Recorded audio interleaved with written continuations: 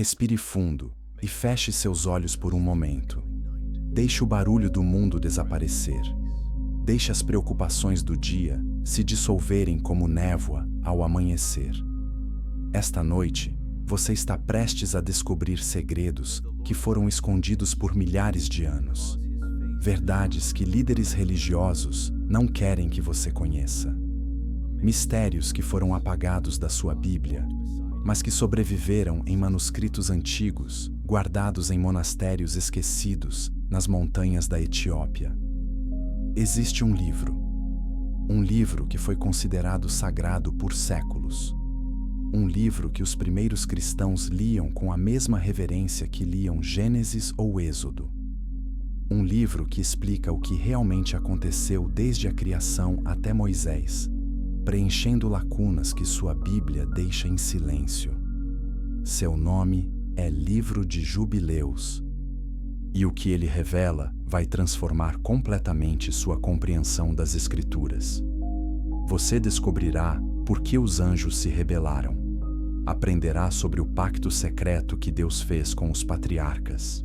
Verá como Satanás enganou Eva com uma estratégia muito mais sinistra do que você imagina. E entenderá por que Deus ordenou o extermínio total dos gigantes que dominavam a terra antes do dilúvio. Alguns momentos desta jornada trarão revelação. Outros podem causar desconforto. Mas tudo, cada palavra, cada detalhe, vem de textos que sobreviveram perseguições, fogueiras e tentativas de apagamento durante milênios. Então, prepare-se, abra sua mente e deixe que a verdade ancestral ilumine o que tem permanecido nas sombras por tanto tempo. Antes de começarmos, quero que você faça algo poderoso. Nos comentários abaixo, escreva estas palavras: Senhor, revela-me toda a verdade. Não é apenas um comentário. É uma declaração de que você está pronto para conhecer mistérios que poucos ousam explorar. E quando milhares de pessoas lerem sua declaração de fé, elas também serão encorajadas a buscar a verdade sem medo. Agora, vamos começar exatamente onde tudo começou, no princípio. Mas não o princípio que você conhece. O princípio completo, com detalhes que foram cortados da narrativa oficial. Capítulo 1. O que realmente aconteceu no Éden? Você conhece a história do Jardim do Éden, ou pelo menos, você pensa que conhece. Adão e Eva, a serpente, a maçã, a queda. Mas e se eu te dissesse que essa versão é apenas um resumo? Uma versão editada? Uma narrativa simplificada que omite os detalhes mais perturbadores? O Livro de Jubileus, escrito aproximadamente no 2º século a.C., preserva a história completa, e o que ele revela muda tudo. Quando Deus criou Adão, não o colocou imediatamente no Jardim do Éden. Primeiro, Adão passou 40 dias fora do paraíso, 40 dias aprendendo, observando, sendo preparado para algo muito maior do que simplesmente cuidar de um jardim. Por que 40 dias? Porque na tradição bíblica, 40 representa a preparação para um propósito divino. Moisés passou 40 dias no Monte Sinai. Jesus passou 40 dias no deserto. E Adão, o primeiro homem, precisava de 40 dias para se preparar para sua missão original. Qual era essa missão? Adão foi criado para ser mais do que um jardineiro. Ele foi criado para ser um sacerdote, o primeiro sacerdote da humanidade. O Livro de Jubileus revela que Adão recebeu instruções diretas de Deus sobre como oferecer sacrifícios, como manter a santidade, como mediar entre o céu e a terra. O Éden não era apenas um jardim, era o primeiro templo, o tabernáculo original, o lugar onde céu e terra se encontravam, e Adão era o guardião desse lugar sagrado. Mas então, Eva foi criada. E aqui é onde a história se torna mais complexa do que você imagina. A serpente não era apenas uma cobra falante. O texto antigo revela que antes da queda, a serpente tinha pernas, caminhava ereta e possuía uma inteligência que rivalizava com a dos anjos. Ela era a mais astuta de todas as criaturas que Deus havia criado, e Satanás escolheu habitá-la exatamente por isso. Mas a estratégia do inimigo foi muito mais elaborada do que simplesmente oferecer uma fruta proibida. O livro de Jubileus explica que Satanás observou Adão e Eva por dias. Estudou seus movimentos, seus hábitos, suas conversas. Ele esperou pacientemente pelo momento exato em que Adão se afastaria de Eva para cumprir suas tarefas sacerdotais em outra parte do jardim. E foi nesse momento de separação que a serpente atacou. Eva estava sozinha, sem a proteção de Adão, sem a cobertura espiritual que o primeiro sacerdote proporcionava. E a serpente se aproximou não com violência, mas com perguntas sutis que plantavam dúvidas sobre o caráter de Deus. É verdade que Deus disse que vocês não podem comer de nenhuma árvore do jardim? A pergunta era estrategicamente distorcida. Deus nunca havia proibido todas as árvores, apenas uma. Mas ao reformular a proibição de forma exagerada, a serpente fazia Deus parecer controlador, restritivo, injusto. Eva corrigiu a serpente, explicando que apenas uma árvore era proibida. Mas a semente da dúvida já havia sido plantada.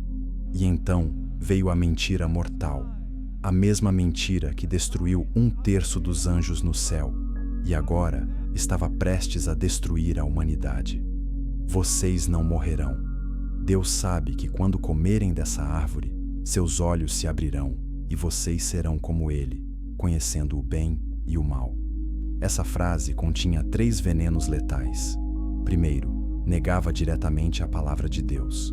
Segundo, acusava Deus de mentir e esconder algo bom.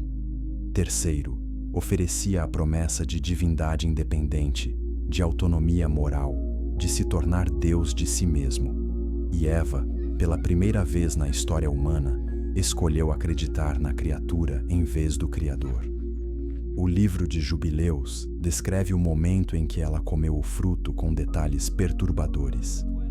No instante em que seus dentes perfuraram a casca, ela sentiu uma mudança.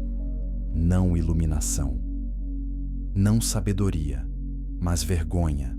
Uma vergonha tão profunda e repentina que ela imediatamente percebeu sua nudez e sentiu necessidade desesperada de se esconder. Mas antes de correr, antes de buscar cobertura, ela fez algo ainda mais trágico. Ela encontrou Adão e ofereceu o fruto a ele. Aqui está um detalhe crucial que muitos ignoram. Adão não foi enganado. O apóstolo Paulo confirma isso em sua carta a Timóteo. Eva foi enganada, mas Adão comeu o fruto com plena consciência do que estava fazendo. Por quê? Porque ele amava Eva mais do que amava a Deus. Porque escolheu a solidariedade horizontal com sua esposa em vez da obediência vertical ao seu Criador. Porque preferiu morrer com ela do que viver sem ela. Foi uma escolha de amor distorcido. Um amor que colocou a criatura acima do Criador. E essa inversão de prioridades é a raiz de todo o pecado humano desde então. No momento em que Adão comeu, algo morreu. Não apenas a inocência, não apenas a comunhão perfeita com Deus, mas algo literalmente morreu dentro dele. A conexão direta com a fonte da vida foi cortada, e pela primeira vez, o relógio da morte começou a contar. O livro de Jubileus revela que Adão e Eva tentaram cobrir sua vergonha com folhas de figueira, mas as folhas murchavam imediatamente, como se a própria natureza rejeitasse sua tentativa de esconder o pecado. Eles tentaram várias vezes, trançando folha após folha, mas todas morriam em suas mãos, porque essa é a natureza do pecado. Nossas tentativas de cobrir nossa vergonha sempre falham. Nossas estratégias de autojustificação sempre desmoronam. Apenas Deus pode fornecer cobertura verdadeira. E é exatamente isso que ele fez. Quando Deus veio ao jardim naquela tarde, ele não veio com raiva cega. Ele veio com propósito. Sim, houve julgamento. Sim, houve consequências. Mas também houve misericórdia. Deus matou um animal, o primeiro derramamento de sangue na história da criação. E com a pele desse animal, ele cobriu Adão e Eva. Esse ato foi profético. Foi o primeiro sacrifício substitutivo. A primeira demonstração de que sangue inocente seria derramado para cobrir a culpa humana. Esse animal que morreu no lugar de Adão e Eva apontava para outro sacrifício que viria 4.000 anos depois. Um cordeiro, o Cordeiro de Deus, Jesus Cristo, que derramaria seu sangue não apenas para cobrir o pecado, mas para removê-lo completamente. Mas antes de serem expulsos do Éden, Deus fez algo que o livro de Jubileus enfatiza fortemente. Ele amaldiçoou a serpente de forma específica e devastadora. A serpente perdeu suas pernas e foi condenada a rastejar sobre seu ventre pelo resto da existência. Mas mais do que isso, Deus declarou guerra eterna entre a descendência da serpente e a descendência da mulher. E prometeu que um dia, um descendente de Eva esmagaria a cabeça da serpente, mesmo que no processo seu calcanhar fosse ferido. Essa foi a primeira profecia messiânica da Bíblia. A primeira promessa de redenção. No meio do julgamento, no meio da queda, no meio da tragédia, Deus já estava planejando a restauração. Agora pare e pense em algo. Quantas vezes você foi enganado por uma voz sutil que distorce a palavra de Deus? Quantas vezes você escolheu a criatura em vez do Criador? Quantas vezes você tentou cobrir sua própria vergonha em vez de aceitar a cobertura que Deus oferece? A história de Adão e Eva não é apenas história antiga, é sua história, minha história, a história de toda a humanidade. E a boa notícia é que assim como Deus providenciou cobertura para eles, Ele providencia cobertura para você. Se esta revelação está tocando o seu coração, se você está começando a ver conexões que nunca viu antes, deixe um comentário abaixo. Compartilhe o que Deus está falando com você neste momento, porque seu testemunho pode ser exatamente o que outra pessoa precisa ouvir. E agora, vamos avançar para algo ainda mais perturbador. Porque o que aconteceu depois que Adão e Eva deixaram o Éden é raramente ensinado nas igrejas. É a história de Caim, Abel e o primeiro assassinato da história. Mas também é a história de como o mal se multiplicou, de como a violência se espalhou e de como a humanidade começou sua descida em direção ao julgamento do dilúvio. Capítulo 2.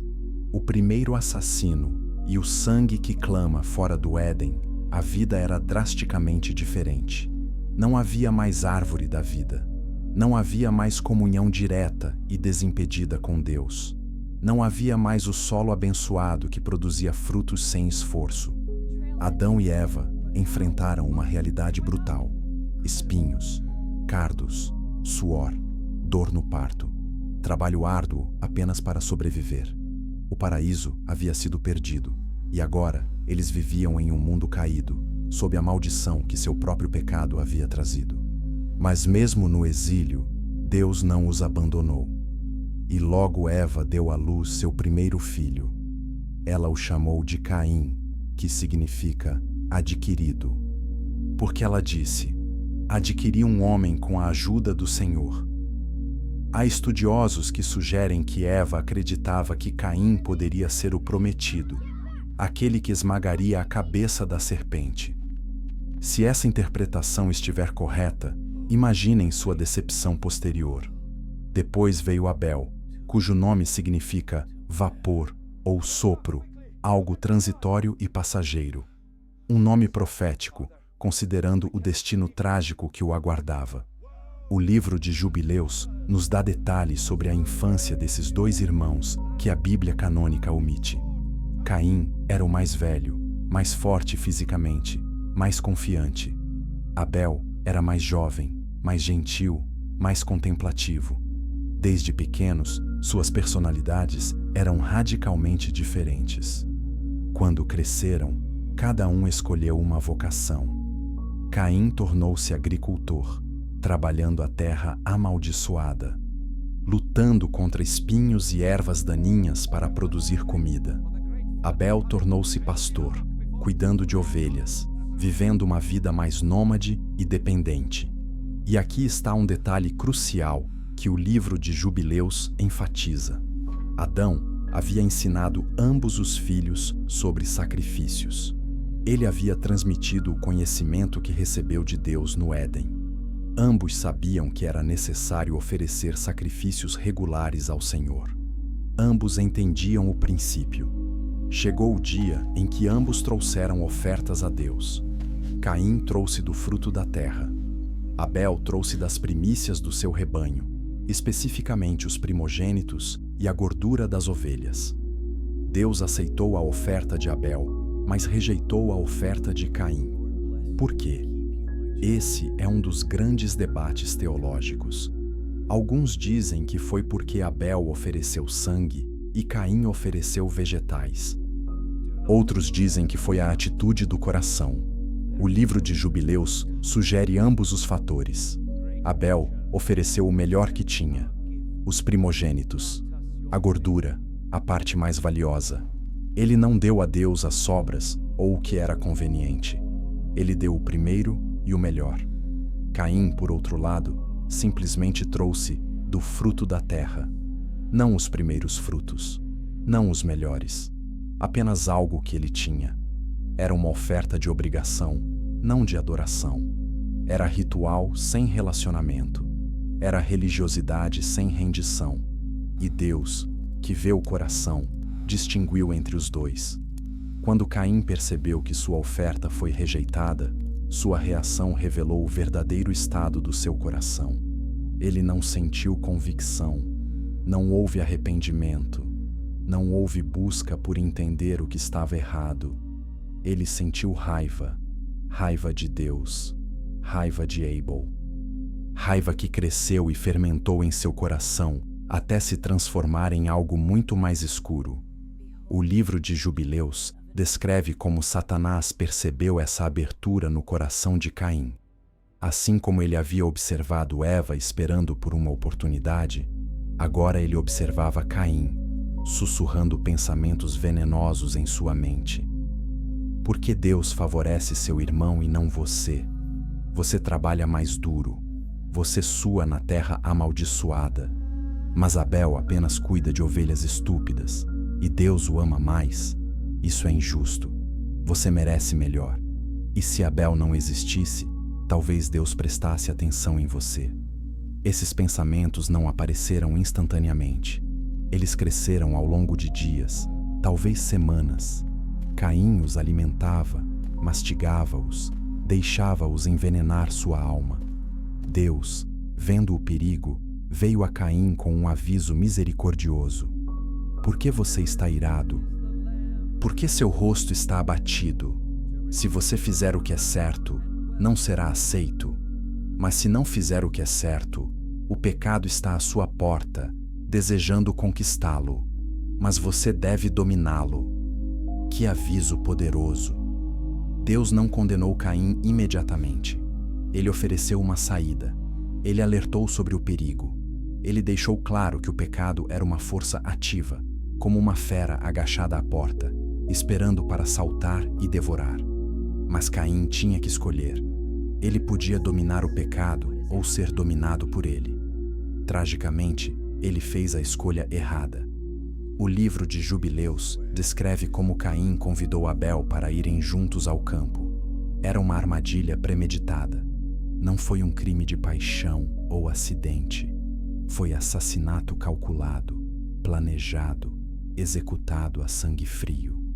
Quando chegaram a um lugar isolado, longe dos olhos de Adão e Eva. Caim se voltou contra seu irmão. O texto não detalha exatamente como foi o assassinato, mas sugere que foi brutal e violento.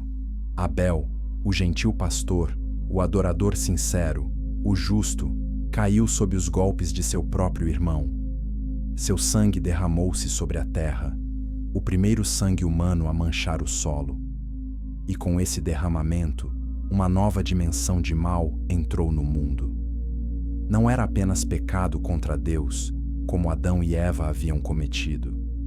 Era pecado contra a imagem de Deus em outro ser humano. Era a destruição deliberada de uma vida que Deus havia criado. Era o ódio se manifestando em sua forma mais extrema. E o sangue de Abel clamava. O livro de Jubileus enfatiza essa imagem. O sangue tinha voz.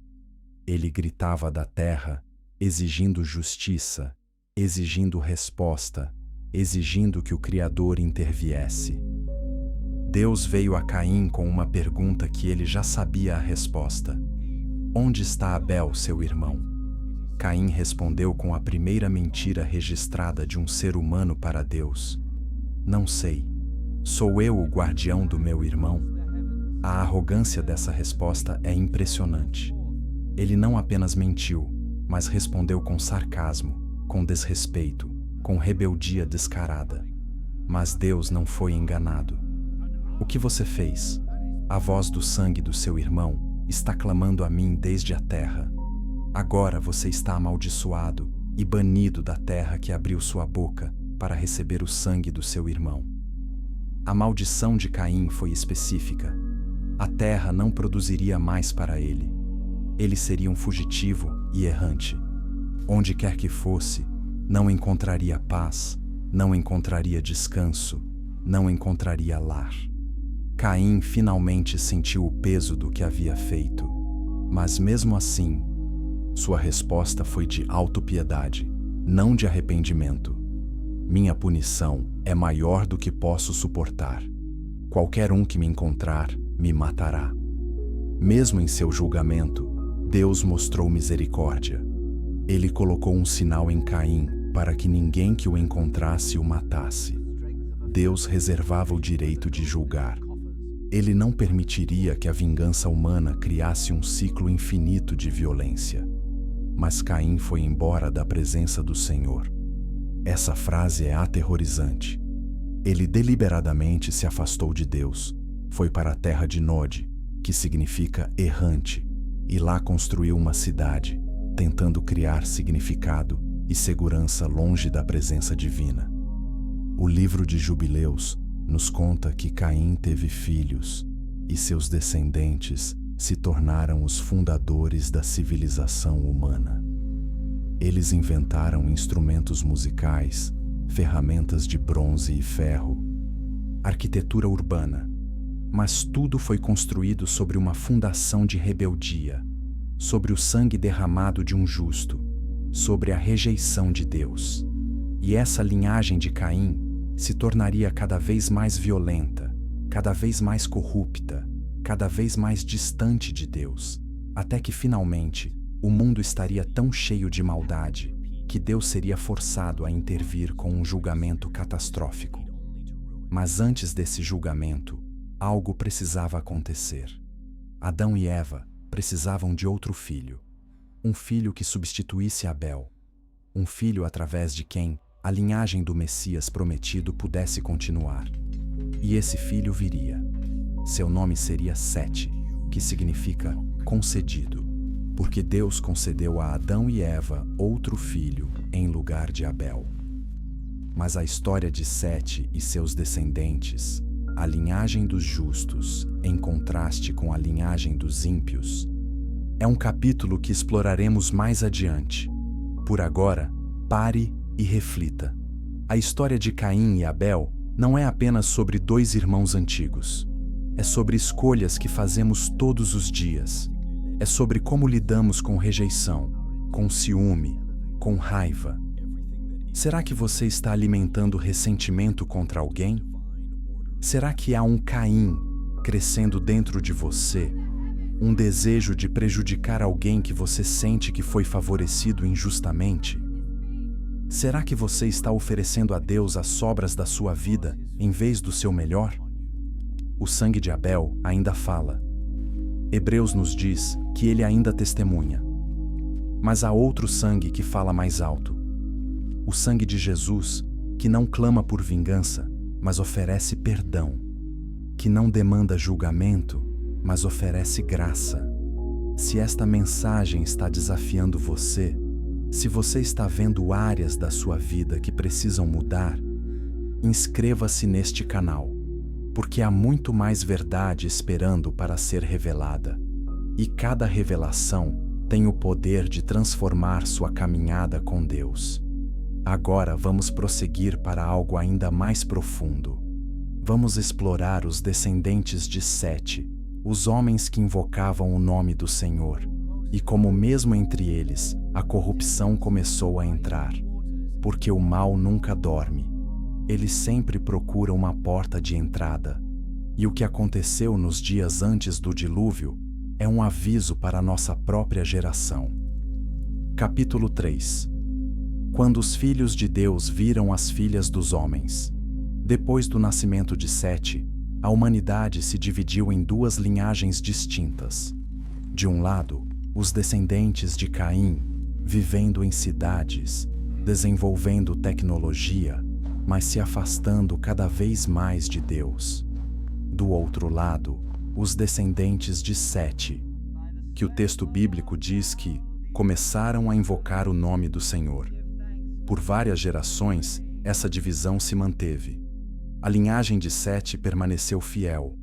Eles adoravam a Deus, ensinavam seus filhos sobre o Criador, mantinham viva a memória do Éden, da queda e da promessa de redenção. Mas à medida que a população humana crescia, algo sinistro começou a acontecer. Algo que o livro de Jubileus descreve com detalhes perturbadores. Algo que levaria ao julgamento mais catastrófico que o mundo já viu. Gênesis capítulo 6 abre com uma das passagens mais misteriosas e debatidas de toda a Bíblia. Quando os homens começaram a se multiplicar na terra e lhes nasceram filhas, os filhos de Deus viram que as filhas dos homens eram belas e escolheram para si aquelas que lhes agradaram. Então o Senhor disse: Meu espírito não contenderá com o homem para sempre, pois ele é mortal. Seus dias serão 120 anos. Naqueles dias havia nefilins na terra, e também depois, quando os filhos de Deus possuíram as filhas dos homens, e elas lhes deram filhos. Eles foram os heróis do passado, homens famosos. Essa passagem levanta perguntas explosivas. Quem eram os filhos de Deus? Quem eram as filhas dos homens? E o mais importante, quem eram os nefilins? Durante séculos, estudiosos debateram essas questões. Alguns argumentam que filhos de Deus se refere aos descendentes de Sete e filhas dos homens aos descendentes de Caim. Essa interpretação sugere que o problema foi simplesmente casamentos mistos entre crentes e incrédulos. Mas o livro de Jubileus, junto com o livro de Enoque e outros textos antigos, apresenta uma interpretação muito mais perturbadora. Uma interpretação que os primeiros pais da Igreja aceitavam quase universalmente. Uma interpretação que explica por que o julgamento do dilúvio foi tão severo e total. Filhos de Deus, nesses textos antigos, refere-se a anjos, seres celestiais que abandonaram sua posição adequada, que deixaram sua morada no céu e desceram à terra com propósitos proibidos. Esses eram os vigilantes, os mesmos que Enoque viu aprisionados no segundo céu. Eles eram anjos que Deus havia designado para observar a humanidade, para guardar e proteger. Mas eles cometeram um pecado horrível. Eles olharam para as mulheres humanas com desejo. E não apenas desejo casual, mas luxúria que os consumia. que os levou a tomar uma decisão catastrófica. O livro de Jubileus descreve como 200 desses anjos, liderados por um chamado Shemi-Hazá, fizeram um pacto entre si. Eles juraram que todos desceriam juntos, que todos cometeriam o mesmo pecado, para que nenhum pudesse se voltar contra o outro e alegar inocência. Eles desceram ao Monte Hermon, uma montanha no norte de Israel, que ainda hoje carrega o peso dessa história sombria em seu nome. Hermon vem de uma palavra que significa juramento, ou algo devotado à destruição. E nessa montanha, esses anjos fizeram seu juramento terrível. Eles jurariam lealdade uns aos outros, acima de sua lealdade a Deus. Eles tomariam mulheres humanas como esposas e gerariam filhos que seriam híbridos de celestial e terreno. Então, eles desceram para as planícies onde a humanidade vivia e começaram a escolher mulheres para si. O texto enfatiza que eles escolheram para si qualquer uma que quisessem. Não havia consentimento, não havia cortejo. Eles simplesmente tomavam quem desejavam, usando seu poder e tamanho superiores para subjugar e possuir. Essas uniões não naturais produziram descendentes, e esses descendentes eram monstruosos, os Nefilins, gigantes, seres de força e tamanho imensos. O nome Nefilim vem de uma raiz hebraica que significa caídos, ou aqueles que fazem outros caírem. O livro de Jubileus descreve que esses gigantes nasciam com apetites insaciáveis. Eles comiam mais em um dia do que uma família normal comeria em um ano. Suas mães frequentemente morriam no parto, incapazes de suportar o tamanho e a força dessas criaturas. Conforme cresciam, os Nefilim se tornavam cada vez mais violentos e destrutivos. Eles consumiam todos os recursos das comunidades humanas. Quando a comida normal acabava, eles começavam a comer animais selvagens.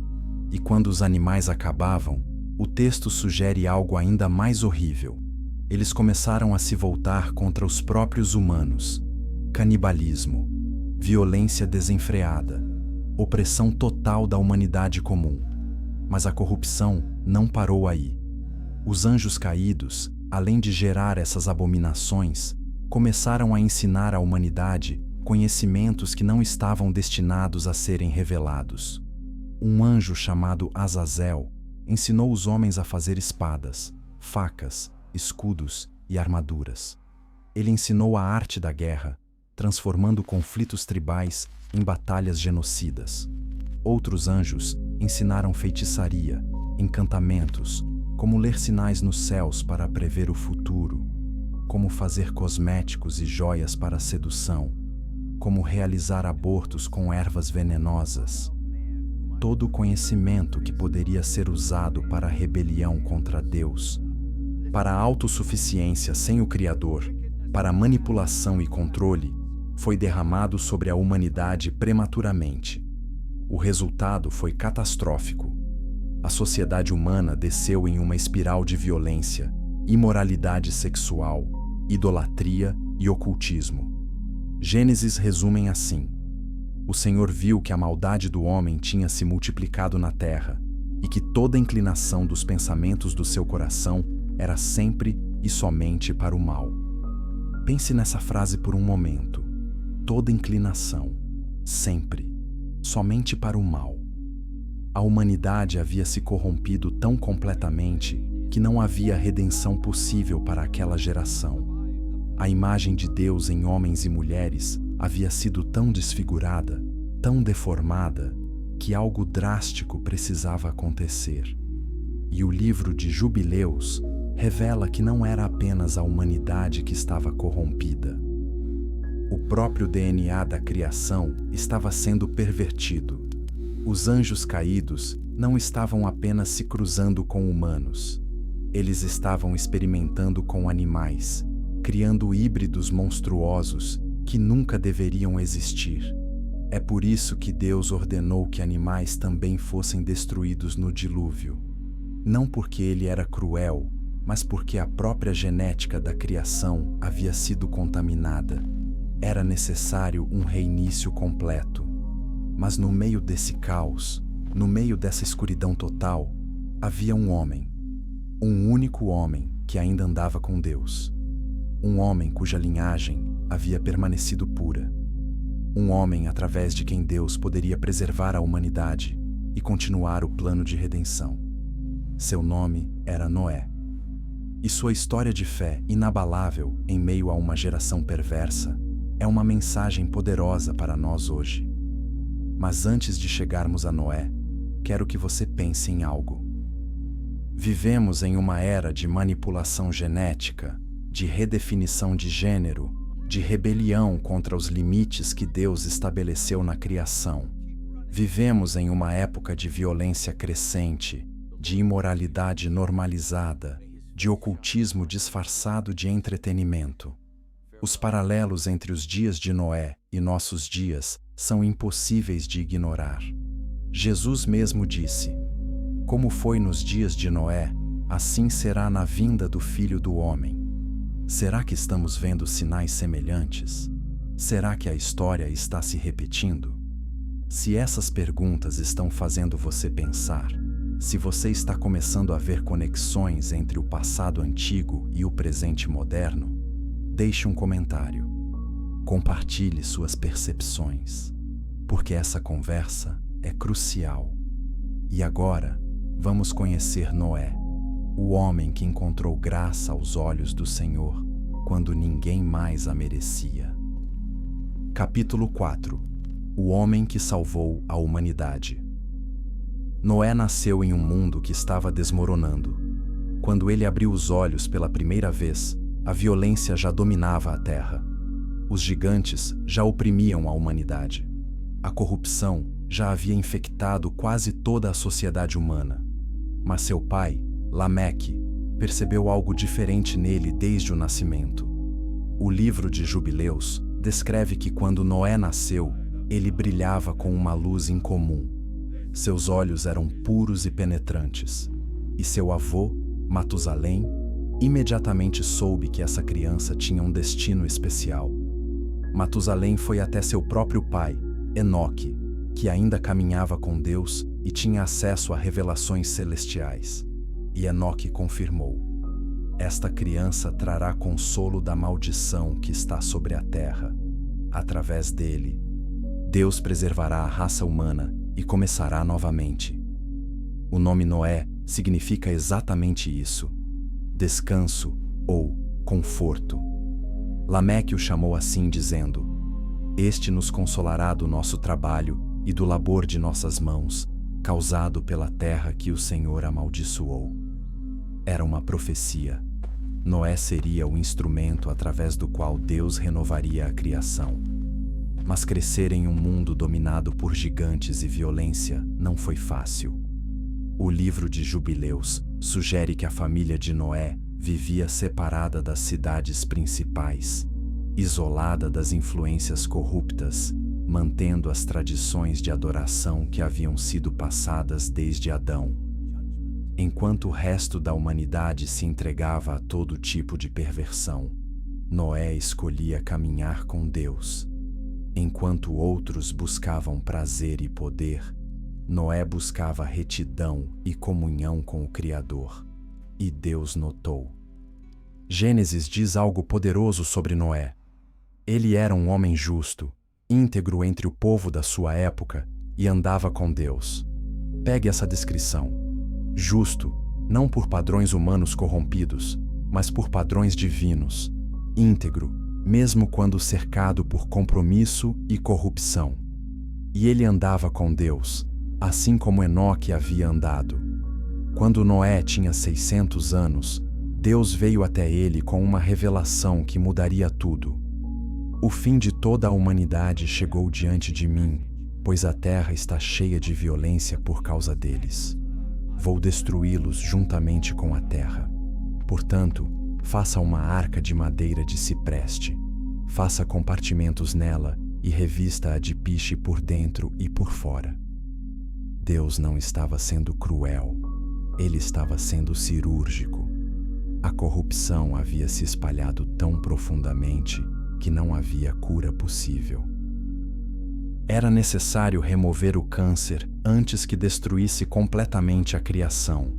Mas no meio do julgamento havia misericórdia. Deus estava fornecendo uma saída, uma arca, um lugar de salvação para aqueles que acreditassem. E Noé recebeu instruções detalhadas. O tamanho da arca: 135 metros de comprimento, 22,5 metros de largura, 13,5 metros de altura, 3 andares, compartimentos para animais, uma janela no topo, uma porta na lateral. Era uma estrutura enorme.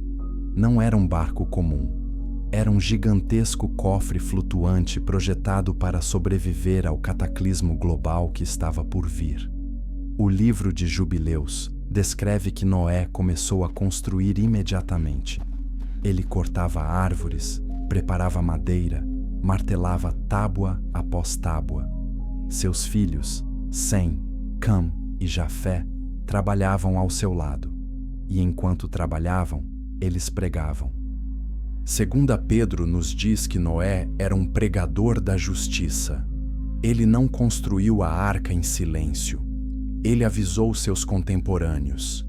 Ele implorou para que se arrependessem. Ele proclamou que o julgamento estava chegando e que havia apenas uma maneira de escapar. Mas ninguém acreditava. Eles riam dele. Zombavam da ideia de uma inundação global. Alguns até tentavam sabotar a construção. Os gigantes olhavam com desdém para esse velho construindo um barco ridículo longe de qualquer corpo d'água. Por 120 anos, Noé construiu e pregou. 120 anos de aviso. 120 anos de oportunidade para arrependimento.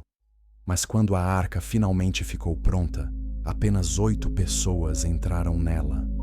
Noé, sua esposa, seus 3 filhos e suas esposas. Apenas 8 em uma arca que poderia ter abrigado centenas.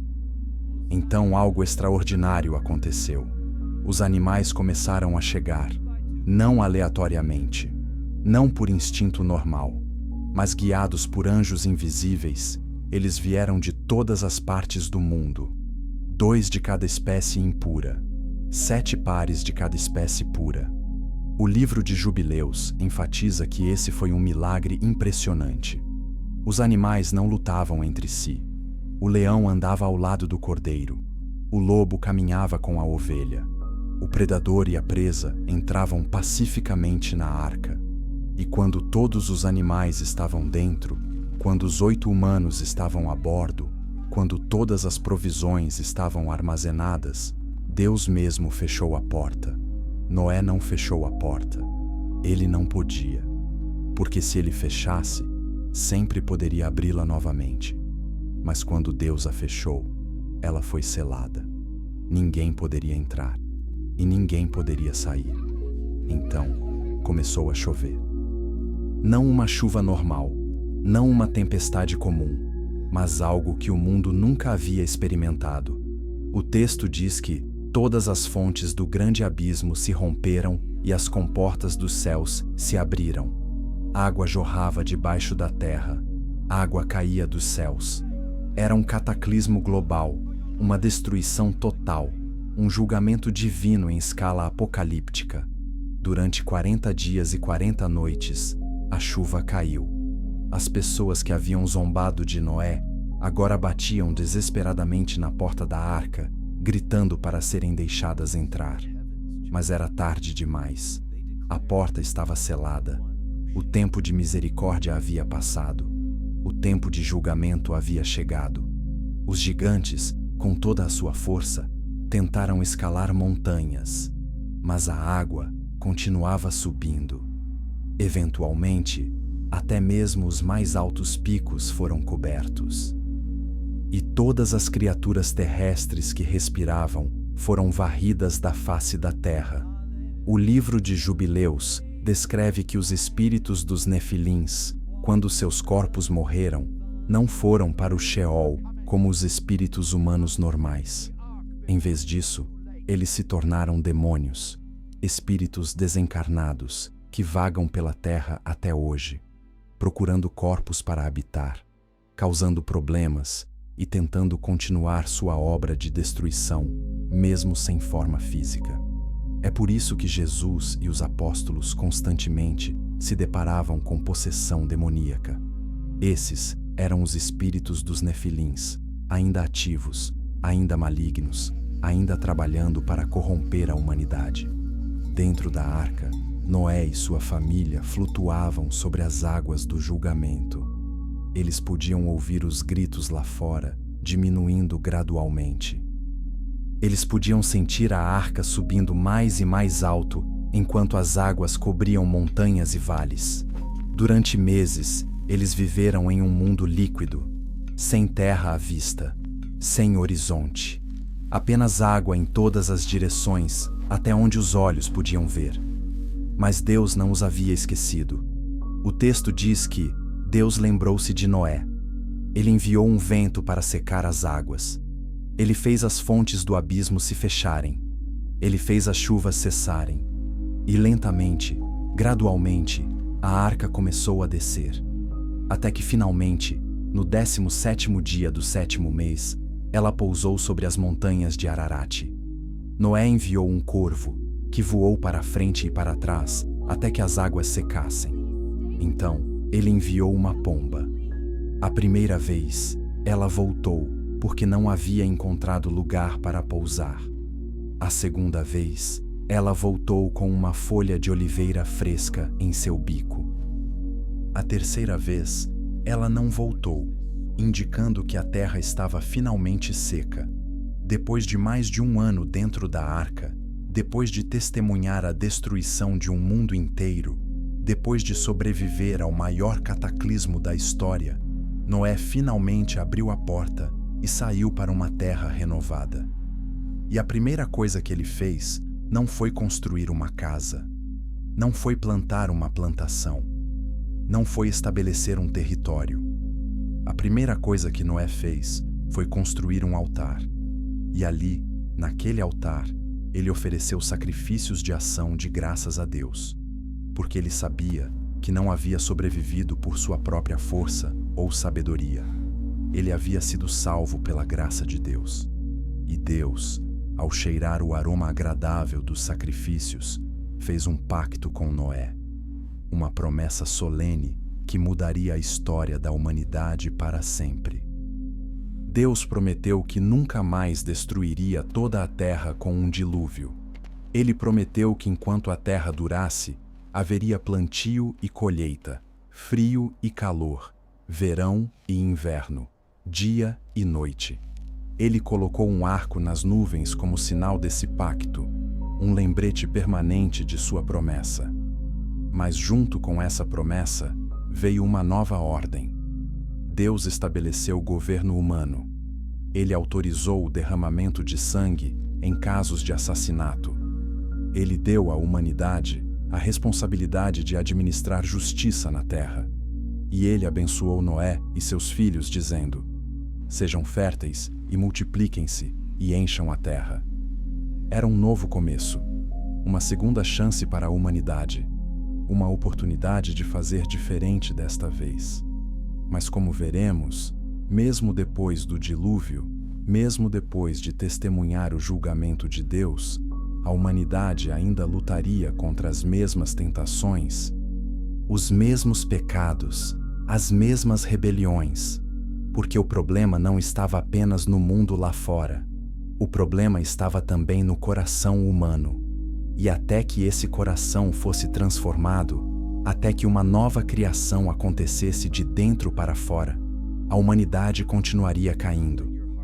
Pare por um momento e pense na paciência de Deus. 120 anos de aviso. 120 anos dando oportunidade de arrependimento. E mesmo assim, apenas 8 pessoas responderam. Hoje, Deus está estendendo a mesma oportunidade. A porta da arca espiritual ainda está aberta. A salvação ainda está disponível. mas não ficará aberta para sempre. Haverá um dia em que Deus fechará a porta. Um dia em que o tempo de graça terminará. Um dia em que o julgamento cairá. A pergunta é: você está dentro ou fora da arca? Você está seguro em Cristo ou ainda está do lado de fora? Zombando, duvidando, adiando? Se esta mensagem está tocando seu coração, se você está sentindo urgência de responder ao chamado de Deus, deixe um comentário agora. Escreva: eu escolho a arca, eu escolho Jesus. Porque essa declaração não é apenas para mim, é para você mesmo, para fixar na sua mente a decisão que você está tomando. E se você quer continuar descobrindo mais verdades ocultas das Escrituras, clique no botão de inscrever-se, porque a jornada está apenas começando. Ainda temos muito a explorar. Agora vamos avançar para o que aconteceu depois do dilúvio, para a história da Torre de Babel e a rebelião que espalhou a humanidade pela terra, para os patriarcas que mantiveram viva a chama da fé, para os pactos que Deus fez com Abraão, Isaque e Jacó, e para as revelações profundas que o livro de Jubileus compartilha sobre esses eventos famosos. Capítulo 5. A torre que desafiou o céu. Depois do dilúvio, a terra estava vazia, silenciosa, esperando ser repovoada. Noé e seus 3 filhos, junto com suas esposas, eram agora toda a população humana do planeta. Deus havia ordenado: sejam férteis, multipliquem-se e encham a terra. A palavra encham é significativa. Não significa simplesmente povoar, mas espalhar, distribuir, ocupar toda a extensão do globo. Por algumas gerações, isso aconteceu. Os descendentes de Noé se multiplicaram, famílias cresceram, clãs se formaram, e lentamente a humanidade começou a se espalhar. Mas então, algo mudou. Em vez de continuar se espalhando, as pessoas começaram a se reunir. Elas migraram para uma planície em Sinear, a região que mais tarde seria conhecida como Babilônia, e ali decidiram parar. O livro de Jubileus explica que essa decisão não foi inocente. Havia algo de deliberado, algo de rebelde nessa reunião. Um homem emergiu como líder. Seu nome era Nimrod, que significa nós nos rebelaremos. Ele era neto de Cam, através de Cush, e desde jovem mostrou características que o diferenciavam dos outros. Ele era um poderoso caçador, não apenas de animais, mas de homens. Ele tinha carisma, visão e ambição, e essas qualidades atraíram seguidores. Nimrod tinha um sonho. Ele queria construir um império, queria unir toda a humanidade sob uma única autoridade, uma única língua, uma única religião. Queria criar algo tão magnífico, tão impressionante, que até mesmo Deus teria que reconhecer. E foi assim que nasceu o projeto da Torre de Babel. A ideia era simples, mas audaciosa: construir uma cidade com uma torre que alcançasse os céus. Não literalmente até o trono de Deus, isso seria impossível, mas uma torre tão alta que se tornasse um símbolo de poder humano, de capacidade humana, de independência de Deus. O livro de Jubileus revela que Nimrod propôs esse projeto com argumentos sedutores. Ele dizia ao povo: olhem o que conseguimos, sobrevivemos ao dilúvio, dominamos a terra, não precisamos nos espalhar como nômades vulneráveis. Podemos construir algo grande, algo permanente, algo que nos proteja caso Deus decida enviar outro dilúvio. Percebe a blasfêmia sutil? Eles estavam essencialmente dizendo: não confiamos na promessa de Deus. Vamos criar nosso próprio plano de segurança. Vamos nos tornar autossuficientes. E a maioria das pessoas concordou. A ideia de grandeza coletiva, de deixar um nome para si mesmos, de alcançar os céus através do esforço humano, era sedutora demais para resistir. Eles começaram a fazer tijolos, mas não tijolos comuns de barro seco ao sol. Eles os coziam em fornos, tornando-os mais fortes, mais duráveis, e usavam betume como argamassa, criando uma estrutura que resistiria ao tempo. A tecnologia estava avançando, a engenharia estava se desenvolvendo, e com cada camada que adicionavam à torre, sua confiança crescia. Veja o que podemos fazer, veja como somos poderosos. Não precisamos de Deus, nós mesmos somos deuses. Mas enquanto os construtores trabalhavam febrilmente em Babel, algo estava acontecendo no céu. O livro de Jubileus descreve que Deus convocou uma assembleia celestial. Ele reuniu seus anjos e disse: "Desçam e vejam o que os filhos dos homens estão fazendo. Eles se tornaram um só povo com uma só língua, e isso é apenas o começo. Agora nada do que planejarem fazer lhes será impossível." Preste atenção nessa última frase. Deus não estava com medo da capacidade técnica da humanidade. Ele estava preocupado com a direção dessa capacidade. Quando a humanidade está unida em rebelião, quando toda a criatividade e engenhosidade são direcionadas para a autoglorificação em vez de adoração ao Criador, o resultado é sempre desastroso. Deus viu que se permitisse que esse projeto continuasse, se deixasse a humanidade unificada sob uma liderança rebelde como Nimrod, o mundo rapidamente retornaria ao estado pré-dilúvio de violência e corrupção. Então, ele decidiu intervir. Não com destruição desta vez. Não com outro dilúvio, mas com algo mais sutil e mais eficaz. Ele confundiu suas línguas. De repente, durante um dia de trabalho normal, os construtores perceberam que não conseguiam mais entender uns aos outros.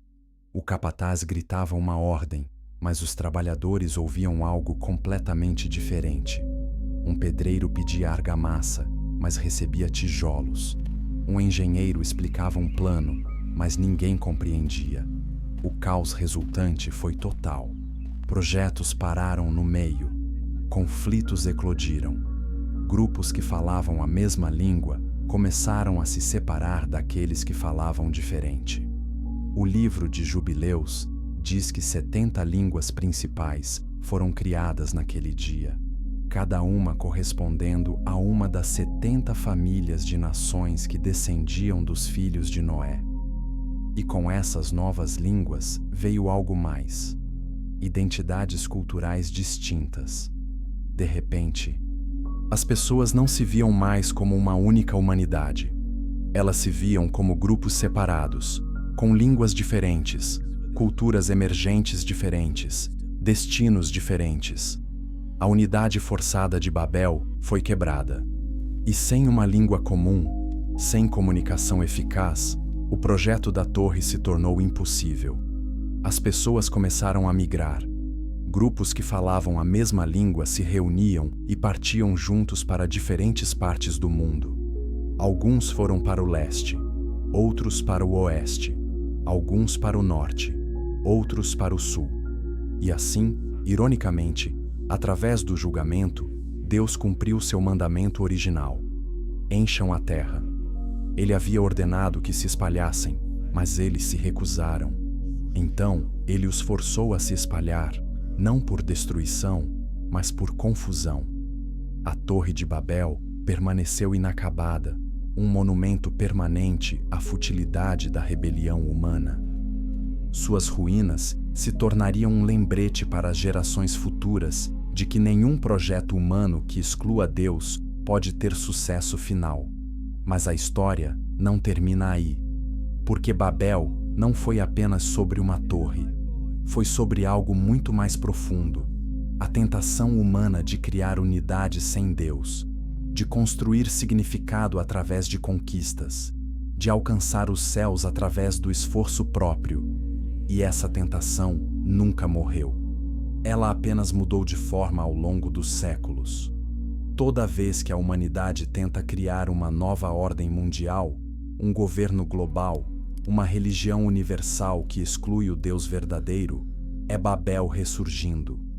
Toda vez que dizemos, vamos fazer um nome para nós mesmos, em vez de glorificar o nome de Deus, é Babel ressurgindo. O livro do Apocalipse nos diz que haverá uma última Babel, uma última tentativa de unir a humanidade sob uma única liderança rebelde. E assim como a primeira Babel caiu, a última também cairá. Mas entre essas duas Babéis, entre a primeira tentativa de unidade sem Deus e a última, Deus tem trabalhado através de uma estratégia diferente. Em vez de tentar salvar toda a humanidade de uma vez, Ele escolheu uma família. Em vez de forçar todos a segui-lo, Ele chamou um homem que viria de uma das nações dispersas de Babel. Um homem que deixaria sua terra natal, sua família, sua cultura. Um homem através de quem Deus começaria algo novo. Algo que eventualmente abençoaria todas as nações da terra. Esse homem se chamava Abrão. E sua história, revelada em detalhes fascinantes no livro de Jubileus, mostra como Deus trabalha não através de projetos grandiosos de unificação humana, mas através de relacionamentos pessoais, de fé individual, de obediência radical. Mas antes de mergulharmos na vida de Abraão, quero que você reflita sobre algo. Em que tipo de Babel você está tentando construir? Que torre você está erguendo, esperando alcançar significado, segurança ou realização sem Deus? Que projeto você está investindo sua vida que exclui o Criador? Porque toda Babel pessoal eventualmente cairá. Toda torre de autossuficiência eventualmente desmoronará. E quando isso acontecer, você estará pronto para ouvir o chamado de Deus para algo diferente? Algo melhor? Se esta mensagem está desafiando você a repensar onde está investindo sua vida, clique no botão curtir.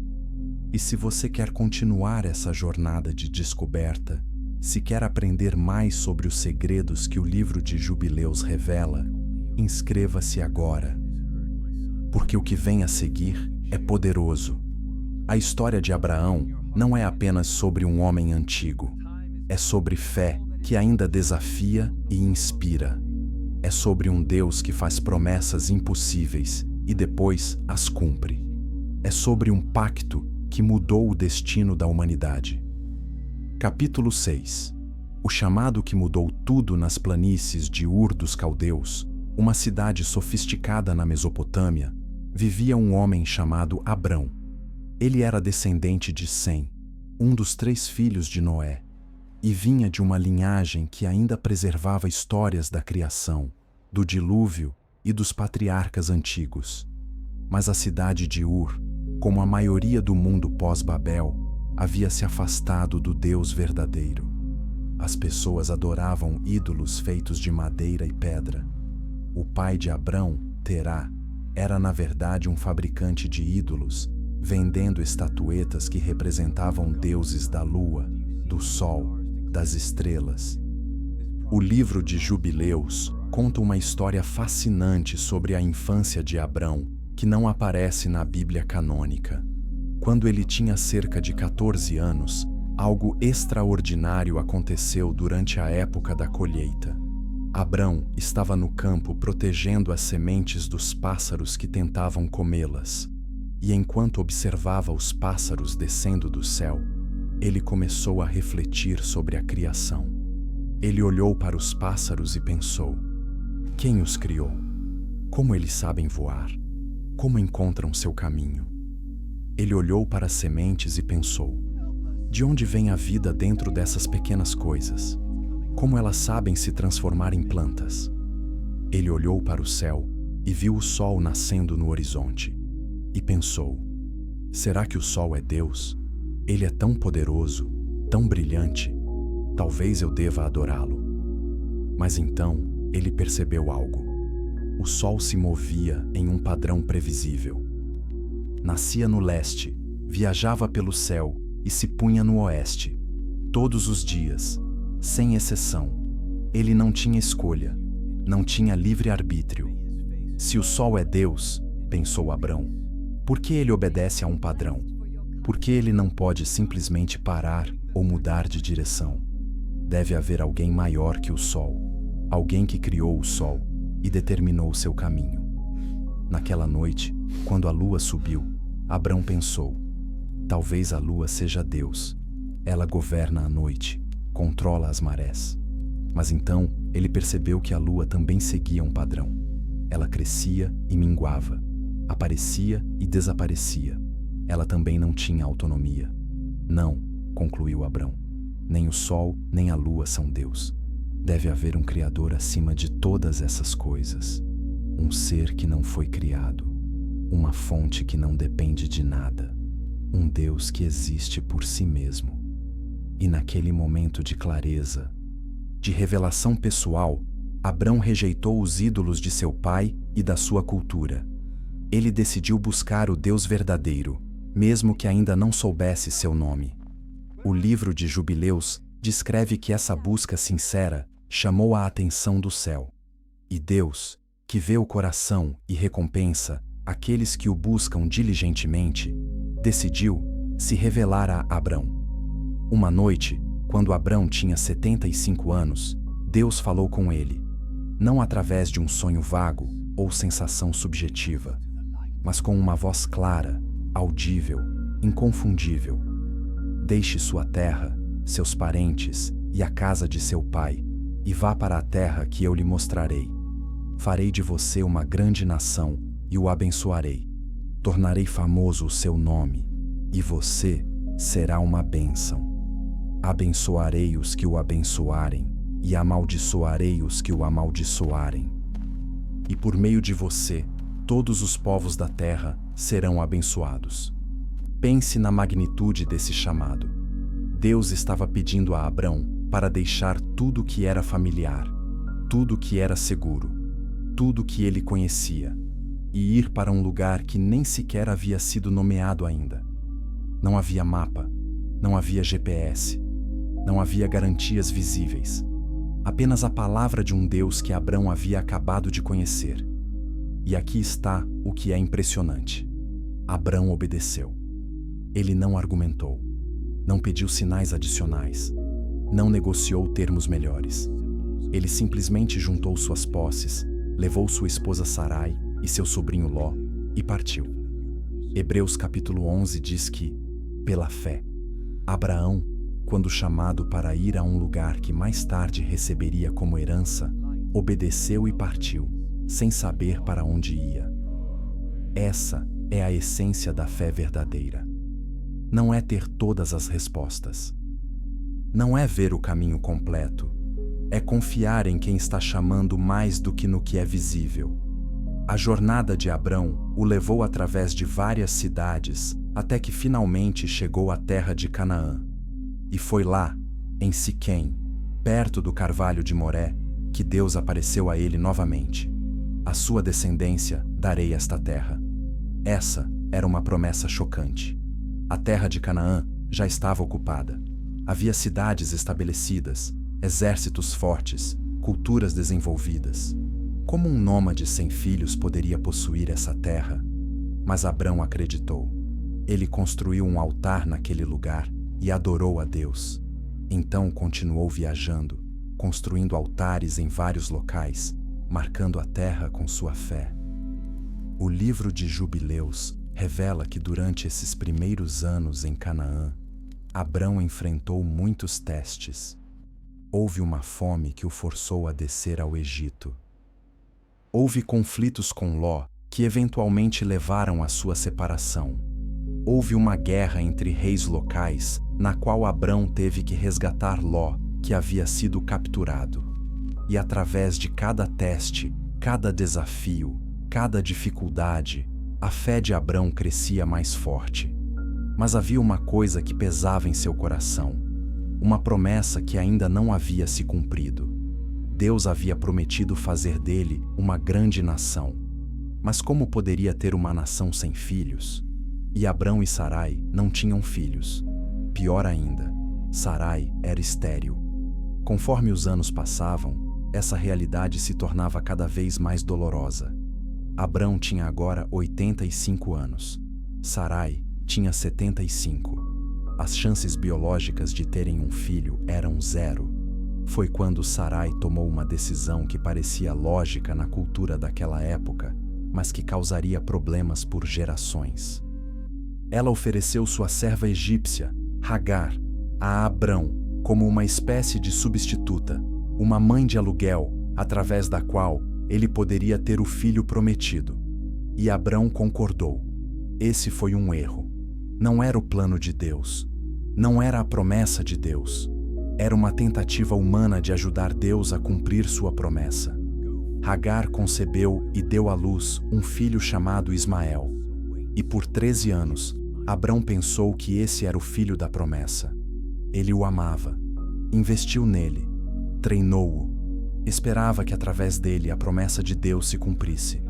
Mas então, quando Abrão tinha 99 anos, Deus apareceu novamente. E desta vez, ele fez algo profundo. Ele mudou o nome de Abrão para Abraão. Abrão significava pai exaltado. Abraão significava pai de multidões. Era uma declaração profética. Mesmo antes de ter o filho prometido, Deus estava declarando que Abraão seria pai de não apenas uma nação, mas de muitas nações. E Deus fez um pacto formal com Abraão, não um acordo condicional do tipo, se você fizer isso, eu farei aquilo, mas um pacto unilateral, incondicional, baseado na própria fidelidade de Deus. Estabelecerei minha aliança entre mim e você e os seus descendentes, de geração em geração, aliança eterna, para ser o seu Deus e o Deus dos seus descendentes.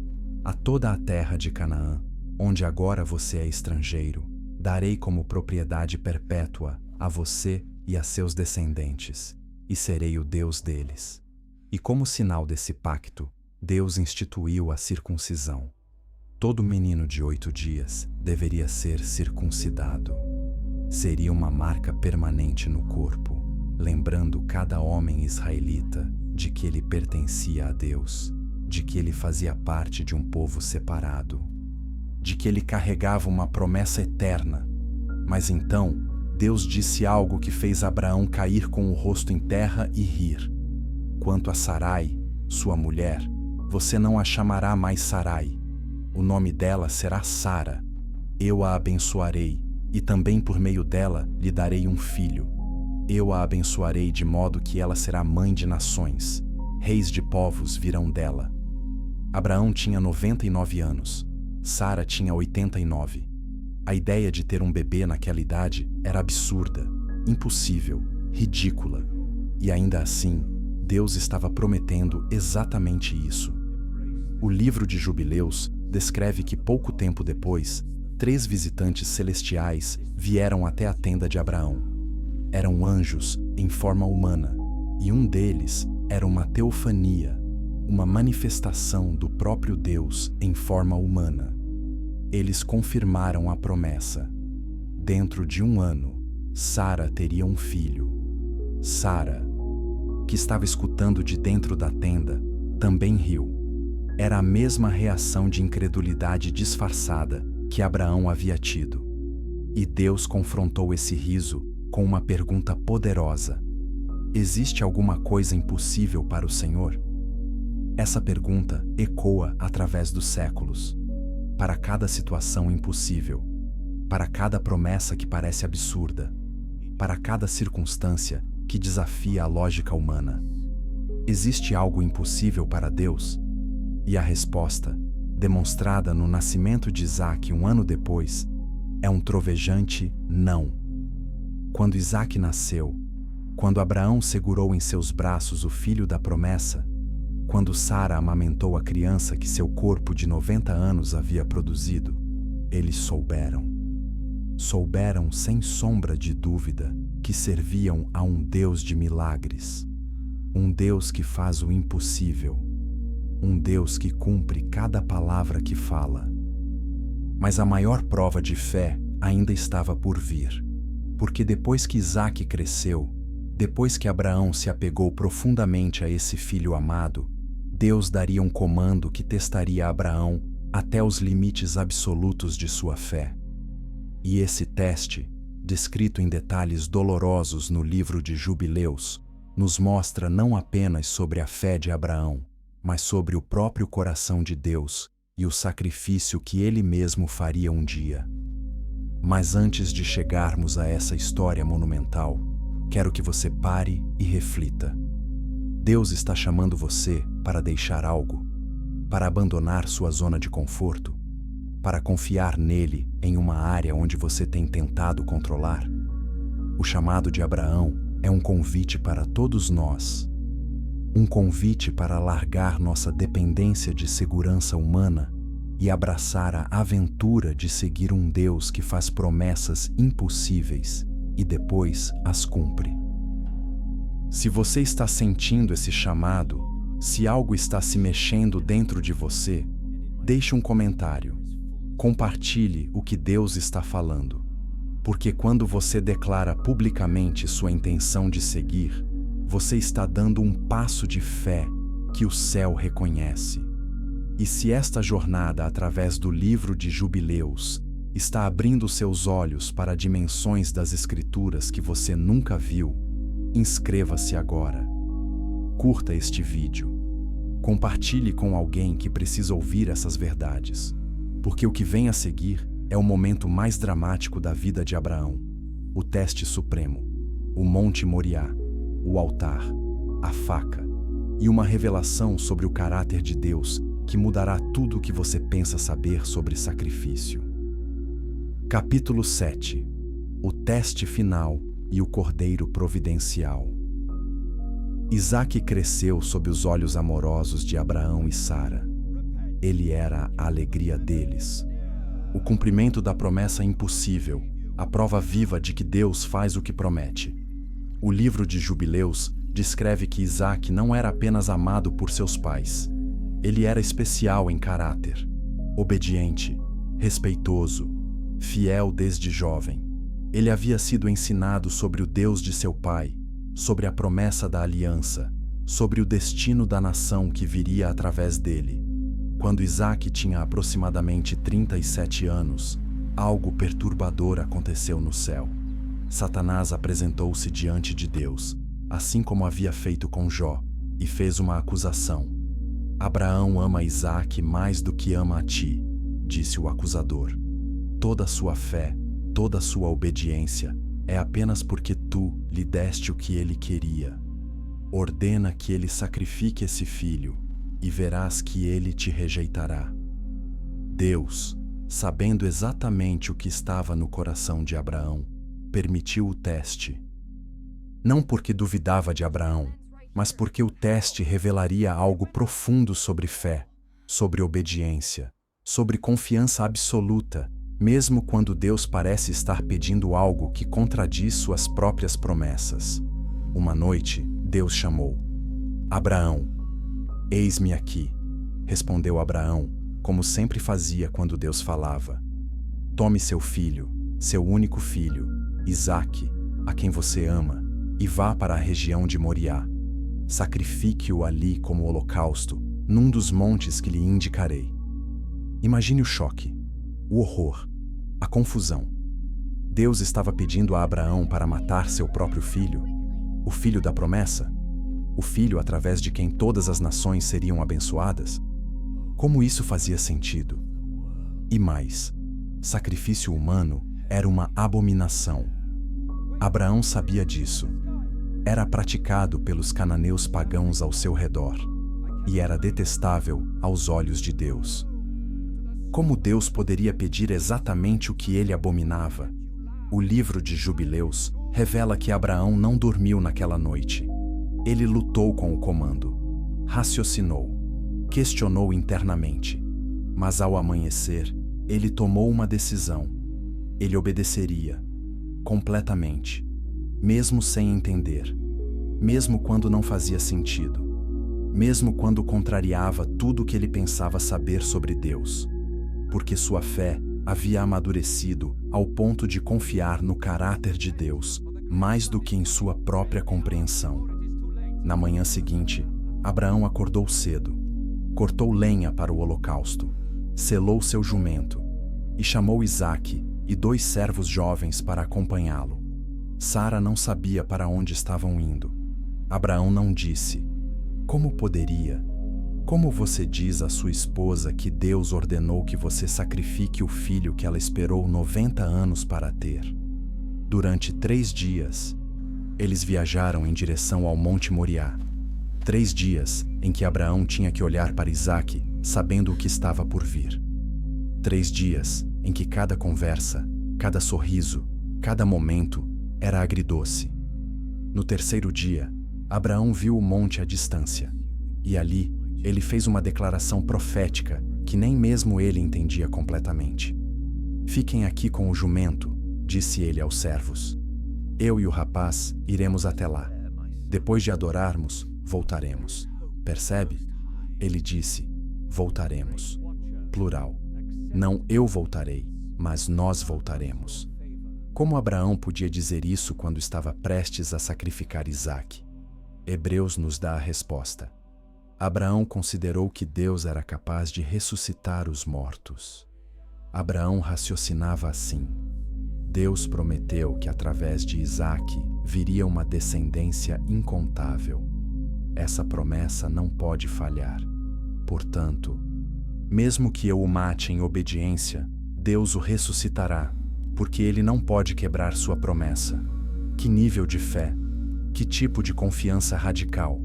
Abraão carregou a lenha e entregou a Isaque para carregar. Ele mesmo pegou o fogo e a faca, e juntos, pai e filho, começaram a subir o monte. Durante a subida, Isaque fez a pergunta que deve ter perfurado o coração de Abraão como uma lança: "Pai?" "Sim, meu filho. Temos o fogo e a lenha, mas onde está o cordeiro para o holocausto?" Abraão respondeu com palavras que eram tanto fé quanto profecia: "Deus mesmo há de prover o cordeiro para o holocausto, meu filho." Quando chegaram ao topo, Abraão construiu um altar. Arrumou a lenha com cuidado. E então, segundo o livro de Jubileus, ele fez algo extraordinário. Ele explicou tudo a Isaque. Ele disse: "Meu filho, Deus me ordenou que te oferecesse como holocausto. Eu não entendo por quê, mas eu confio nele. E agora, a escolha é sua. Você me deixará fazer isso?" Isaque, nesse momento, teve que tomar sua própria decisão de fé. Ele era um homem adulto, forte o suficiente para resistir ao seu pai idoso. Ele poderia ter fugido, lutado, protestado, mas ele não fez nada disso. "Pai", disse Isaque, "se Deus ordenou, então obedeça. Não resisti. Coloque-me no altar. Cumpra o comando." Que submissão! Que confiança! Que prefiguração perfeita do que viria 4.000 anos depois. Com lágrimas escorrendo pelo rosto, Abraão amarrou Isaque. Não porque Isaque resistisse, mas como parte do ritual de holocausto. Ele o colocou sobre a lenha, esticou a mão e pegou a faca. Naquele momento terrível, naquele segundo suspenso no tempo, Abraão ergueu a faca acima de seu filho, seu único filho, o filho que ele amava, e começou a descer. Mas então uma voz trovejou do céu: "Abraão! Abraão!" "Eis-me aqui", respondeu Abraão com a voz trêmula. "Não estenda a mão contra o rapaz. Não lhe faça nada. Agora sei que você teme a Deus, porque não me negou seu filho, o seu único filho." Abraão soltou a faca. Suas mãos tremiam. Lágrimas de alívio jorravam. Ele desatou Isaque, abraçou-o com força, e ambos choraram de gratidão e assombro. E então, Abraão olhou para cima e viu algo preso num arbusto. Um carneiro. Seus chifres estavam enroscados nos espinheiros. Deus havia providenciado, exatamente como Abraão havia declarado profeticamente na subida do monte. Abraão pegou o carneiro, colocou-o no altar no lugar de Isaque e o sacrificou como holocausto. E ali, naquele momento, ele deu um nome àquele lugar: Jeová Jiré, que significa o Senhor proverá. Mas aqui está a parte mais profunda. Aquele Monte Moriá, onde esse evento aconteceu mais tarde, se tornaria o lugar onde o Templo de Salomão seria construído. O lugar onde sacrifícios seriam oferecidos por 1000 anos. E não muito longe daquele exato local, 2000 anos depois, outro pai ofereceria seu próprio filho. Mas desta vez, nenhuma voz do céu interviria. Desta vez, nenhum cordeiro substituto apareceria. Desta vez, o sacrifício seria completo. Jesus Cristo, o Cordeiro de Deus, seria colocado sobre o altar da cruz. E o Pai, em vez de parar a faca, permitiria que ela caísse. Permitiria que seu filho morresse, para que nós, pecadores, pudéssemos viver. O sacrifício de Isaque foi interrompido. O sacrifício de Jesus foi completado. E através desse sacrifício completo, a maior promessa de Deus foi cumprida. Através da sua descendência, todas as nações da terra serão abençoadas. Essa descendência final não era Isaque, era Jesus. E através dele, judeus e gentios, todas as nações, todas as tribos, todas as línguas, poderiam encontrar bênção, perdão, salvação. O livro de Jubileus termina sua narrativa enfatizando que o teste de Abraão não foi apenas pessoal, foi profético. Foi uma encenação dramática do que Deus mesmo faria. Foi uma revelação do coração de um pai que amaria o mundo tanto que daria seu único filho. E aqui está a pergunta para você hoje. Abraão estava disposto a dar seu bem mais precioso a Deus. Você está? O que você está segurando com tanta força que, se Deus pedisse, você não saberia se conseguiria entregar? Seu casamento? Sua carreira? Seus filhos? Sua reputação? Seus sonhos? Abraão nos mostra que quando colocamos tudo no altar, quando rendemos completamente a Deus, Ele nunca nos decepciona. Ele sempre providencia, sempre cumpre, sempre transforma o teste em testemunho. Se esta mensagem tocou algo profundo em você, se você está sentindo o chamado para render completamente sua vida a Deus, deixe um comentário agora. Escreva: Senhor, eu coloco tudo no altar. Porque essa declaração é poderosa. É um marco. É uma linha na areia que define antes e depois. E se você quer continuar descobrindo os tesouros escondidos do livro de Jubileus, se você quer entender mais sobre os patriarcas e as promessas de Deus, inscreva-se agora neste canal. Curta este vídeo. Compartilhe com alguém que precisa dessa mensagem de fé radical. Porque em um mundo que ensina compromisso, precisamos desesperadamente de exemplos de obediência total. A jornada através do livro de Jubileus ainda tem muito mais a revelar. Há histórias de Isaque e seus filhos. Há revelações sobre Jacó e as 12 tribos. Há profecias sobre o Messias que ainda estão por vir. Mas por agora, descanse nesta verdade. Você serve a um Deus que proverá.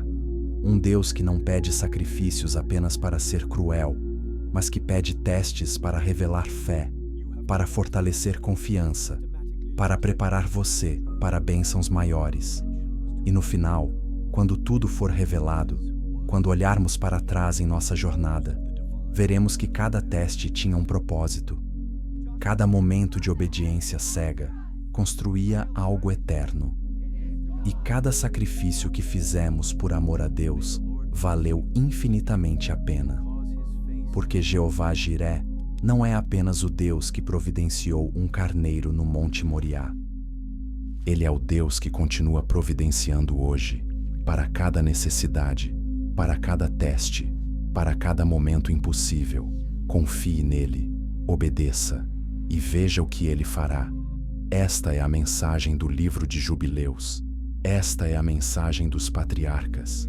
Esta é a mensagem que o céu ainda está sussurrando para corações que estão dispostos a ouvir. Que Deus abençoe você. Que Ele fortaleça sua fé. Que Ele transforme seus testes em testemunhos. E que você, como Abraão, seja lembrado para sempre como alguém que acreditou em Deus, e isso lhe foi creditado como justiça. Amém.